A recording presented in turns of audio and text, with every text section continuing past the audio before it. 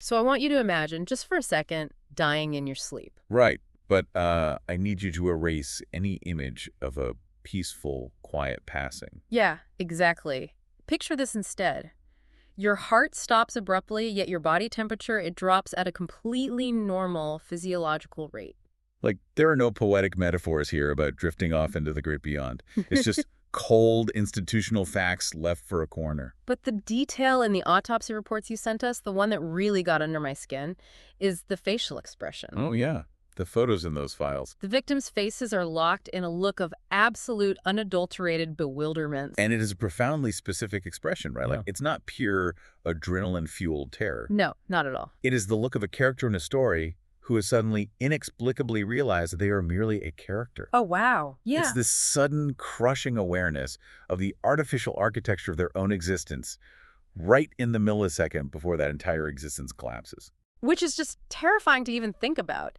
And that expression, that's the entry point for detector advocate Sera when she walks into a municipal dream chamber on a freezing winter morning. Yeah, she walks into a completely impossible crime scene. Right.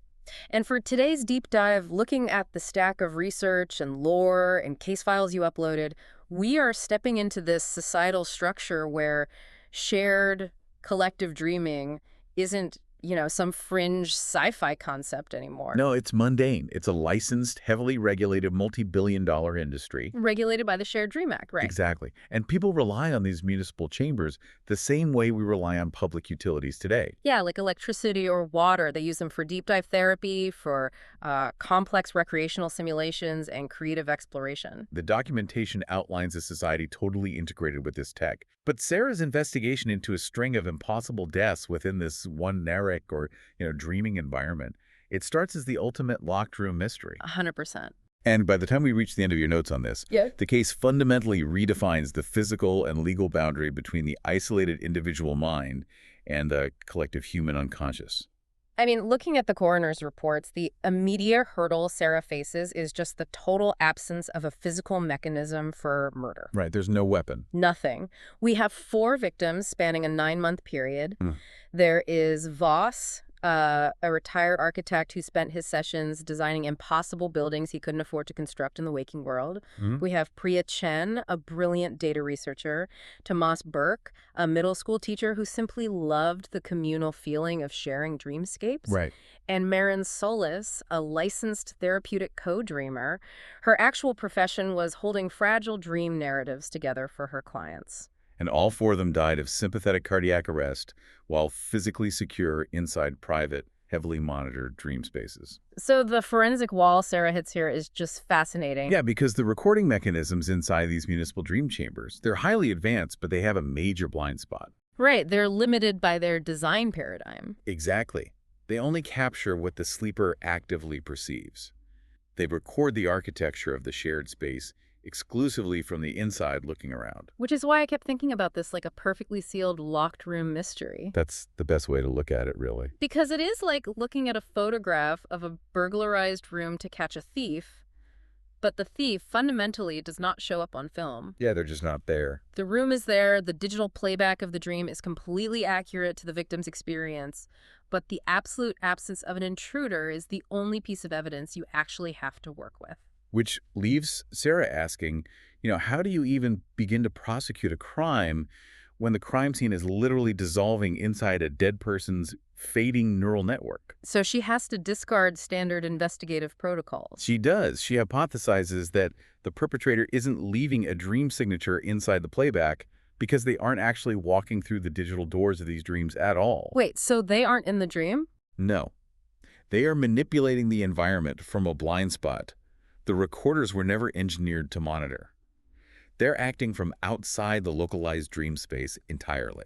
Okay, that concept completely broke my understanding of the physics of this world when I first read your summary. It's hard to wrap your head around, for sure. Because if a dream is a closed neural loop between users, there shouldn't be an outside. Like, where exactly is this perpetrator standing? Right. So to map that out, the files detail Sera's consultation with Elias Morrow. The disgraced researcher. Yeah, a former researcher of collective state phenomena. Yeah. And he introduces her to this thing called the collective-lucid capacity. Which the mainstream scientific establishment basically dismissed as a theoretical myth, right? Exactly. Thought it was nonsense. But to visualize Morrow's theory, you have to imagine a single commercial dream session as a soundproofed room. Okay. The municipal system strings millions of these rooms together in this massive hotel. What Morrow proposes is that there is a collective substrate like a commons that acts as the foundation and the bedrock for the entire hotel. So the perpetrator isn't picking the locks on the doors. No, they're down in the dirt, operating in the foundation itself. I have to push back on the actual mechanics of death here, though, because this was the most confusing part of the initial incident reports for me. Like a procession events. Yeah. Let's say someone has found a way to exist in this foundational substrate. They reach up and they push on the metaphorical floorboards of an individual dream. Right.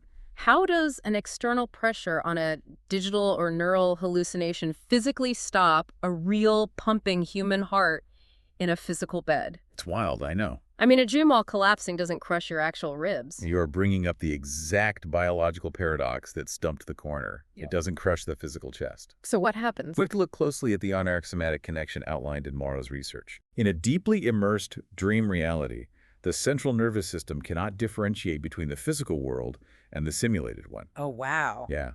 The body responds to the mind's experience as undeniable reality. So when the perpetrator applies pressure to the structural architecture of the dream from the outside... What Elias calls a compression event. Exactly. During a compression event, the dreamer doesn't experience physical pain first. They experience something existentially horrifying. They feel the absolute loss of authorship over their own reality. Yes. They feel themselves being bounded, reduced, and contained by a sheer invisible force they cannot perceive or conceptualize. Ah, that's grim. The existential terror of losing the foundational authorship of your own mind, like feeling your consciousness be structurally crushed out of existence, it creates a massive biofeedback loop. And so the waking body just shuts down. Yeah, the connection between the dreaming self and the physical body is so intensely coupled that the sudden annihilation of the dream self triggers an immediate catastrophic sympathetic cardiac arrest in the waking world. That completely explains the bewilderment on their faces in the morgue photos. Right. They weren't reacting to a monster jumping out of a closet. They were feeling the very parameters of their reality being squeezed by a force standing outside of their known universe. It's terrifying. But Sera and her tech colleague, Dav, they actually managed to track this invisible presence, and their methodology is just brilliant. Because they stop looking for a presence, right? They start looking for deliberate absence. Exactly. They trace massive data usage patterns in the collective logs, filtering for a user who slowly stopped generating a normal dream signature. Because they were learning to intentionally dissolve their consciousness into the foundation. Yes, and that leads them straight to user 7741, Kai Solan. Kai Solan. And Solan's professional background provides the necessary context for how someone could even achieve this descent. Totally. Solan was a brilliant research fellow at the Oneiric Phenomenology Institute. And the case files show they wrote a groundbreaking paper detailing a protocol to successfully reach this collective substrate. But the paper was aggressively retracted out of sheer institutional panic. Because the establishment was legally and financially unprepared for the nightmare scenario of the Commons being a real accessible place. Yeah, they freaked out. So Solan was discredited, fired, and systematically stripped of their access to commercial chambers. And reading through the surveillance logs you provided, Sera tracked Solan's physical location to a basement storage room in a dilapidated, converted office building. Yeah, Solan had been living completely off the grid. They were using heavily modified black market neural shunts to bypass the commercial safety protocols, diving deeper and deeper into the substrate night after night. And they tracked these descents with frantic pencil tally marks carved into the concrete wall of the basement. That detail gave me chills, because the very first mark, the genesis of this entire tragedy, is labeled with a single ominous word. Under. Yeah. Under. The environment just paints this disturbing portrait of an isolated, obsessive mind operating at the absolute fringes of human capability. So we have an established suspect, physically located in a basement, mental living in the bedrock of human consciousness. Right. But just as Sera prepares to move in, the files reveal a secondary set of data that completely derails the established motive. The survivor accounts. Yeah. Because going through the case files you uploaded, my entire theory of Solan being this malicious, calculated serial killer, it fell apart completely when I hit the survivor logs. Sera and Elias discovered this incredibly important pattern hidden in the noise. There weren't just 4 victims.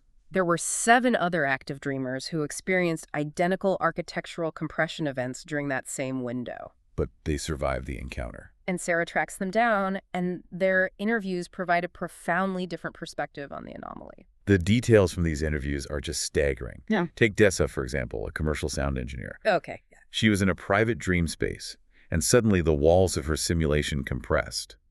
But instead of terror, she heard a piece of music manifesting out of the ambient noise. And she described the melody as spare, highly architectural, and overwhelmingly kind. Yes. She noted it felt like someone was sitting quietly beside her, fully understanding her current state of mind. Which is beautiful. And then there's Ren, a data analyst. During his compression event, he found a completely blank book resting in his simulated library. Right. And he reported knowing instantly, like without a shadow of a doubt, that the blank pages were an intentional, empathetic message about the futility and limits of trying to quantify the universe. Examining those survivor transcripts changes the entire psychological profile of the suspect. What was your read on Solan's intent after reviewing Dessa and Ren's experiences? I mean, it shifts the paradigm entirely. A serial killer practicing their methodology doesn't leave a gentle, empathetic piece of music for a sound engineer. No, they don't. They don't leave a philosophical blank book for a data analyst. This isn't someone testing a weapon. This is someone desperately trying to leave a polite, reverent message. Exactly. Honestly, reading through the lines, it sounds like an ocean of profound grief. And that is the exact synthesis Sera arrives at. And it explains the seemingly random nature of the deaths. So what actually happened? Kai Solan successfully executed their retracted protocol. They crossed the final threshold into the commons, achieving a state of consciousness no human being had ever documented. Wow.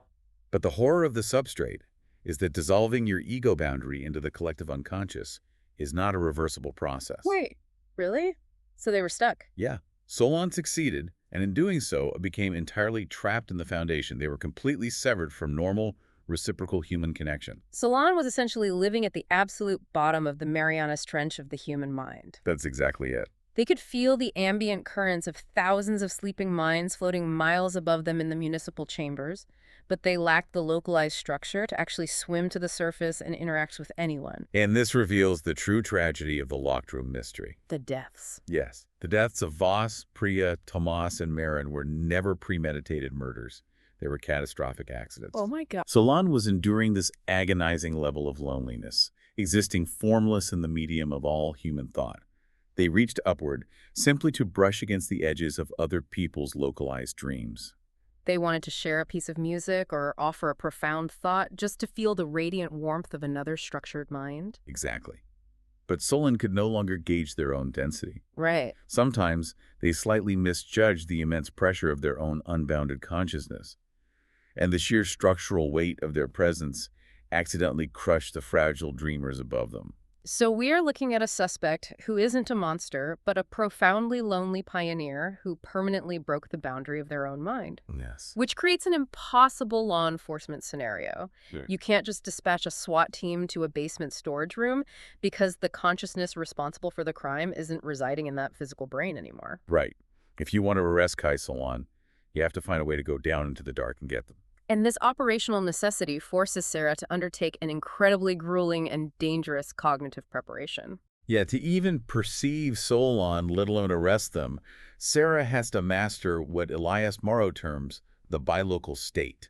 I spent a lot of time reading the notes on this bilocal training protocol, and the psychological toll it demands is terrifying. It's immense. Sera has to learn how to actively participate in the surface narrative of a dreamlike, talking to characters, following a plot, while simultaneously expanding her awareness to feel the raw structural architecture holding that dream up.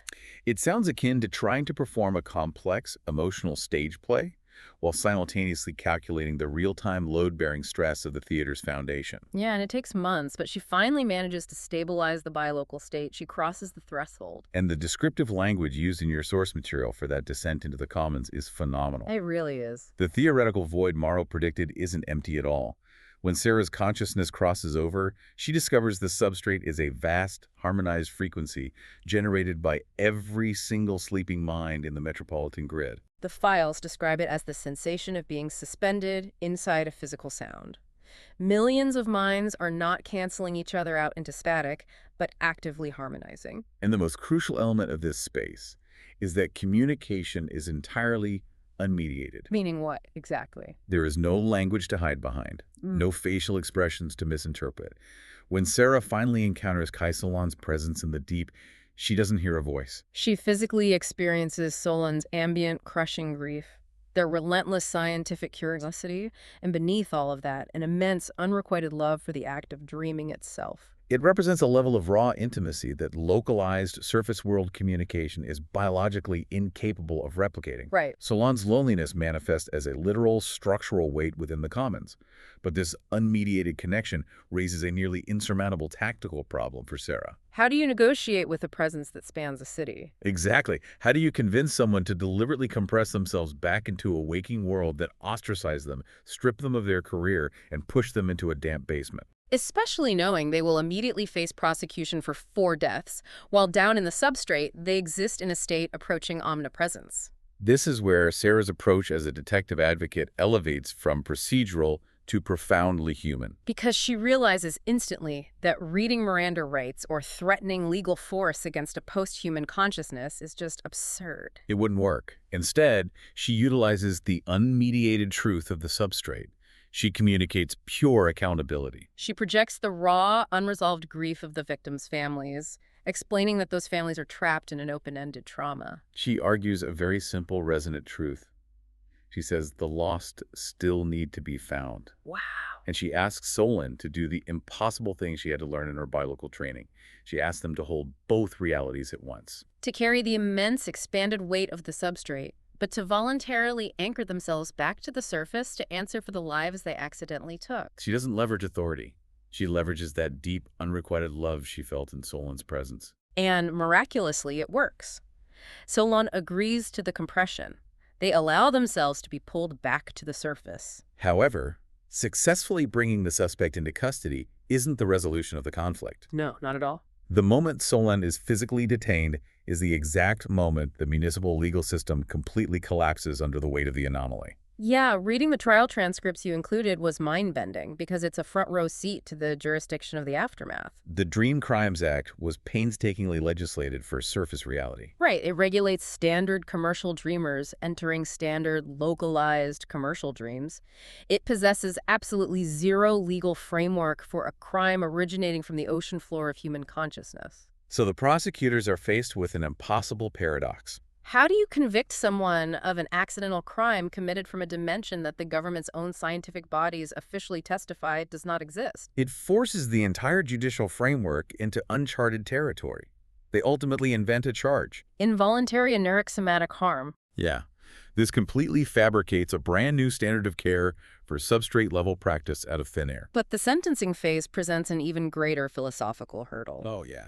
I mean, locking a physical body in a concrete prison cell serves absolutely no rehabilitative or punitive purpose for a consciousness that has already mapped the collective unconscious of an entire city grid.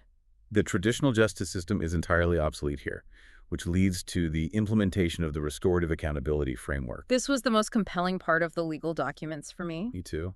Instead of being isolated in a penitentiary, Solan is sentenced to highly monitored, mandatory work alongside Elias Morrow and Dessa. The sound engineer who survived the musical compression event. Right.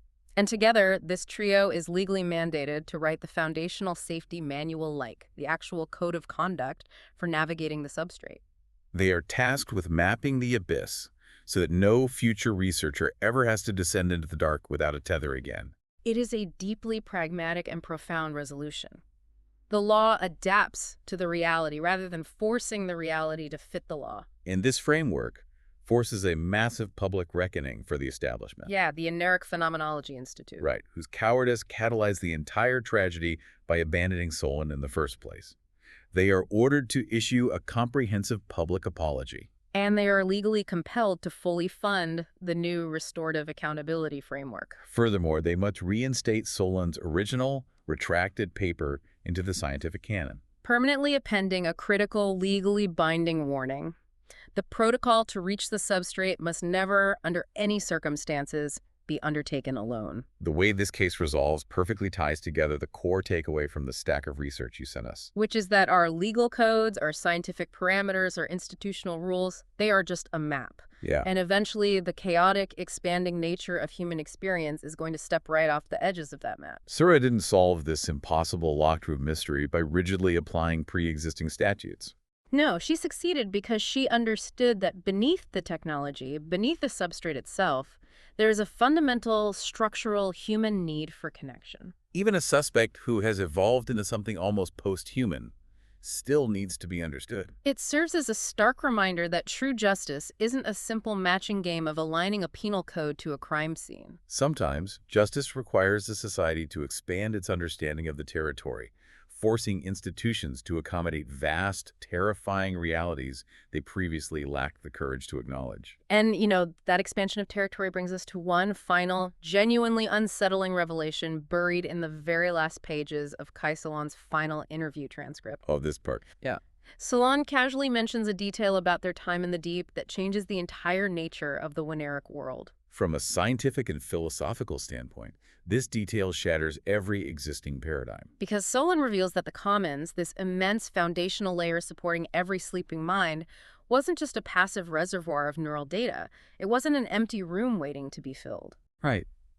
Solan noted that the substrate actively preferred the gentle, empathetic contacts, like the kind music manifested for Dessa. But conversely, it recoiled in horror from the sudden cardiac deaths. The foundation possessed distinct preferences. It wasn't just a place. It wasn't just a foundation. Solan realized, through months of agonizing isolation, that the collective human unconscious is an active, conscious presence. It is awake. It attends to the millions of minds resting upon it. It watches. It's a lot to take in.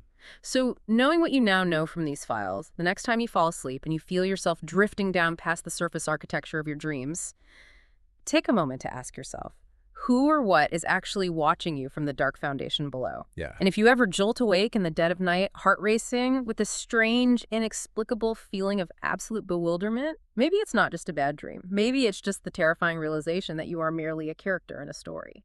And the foundation itself is the one holding the book.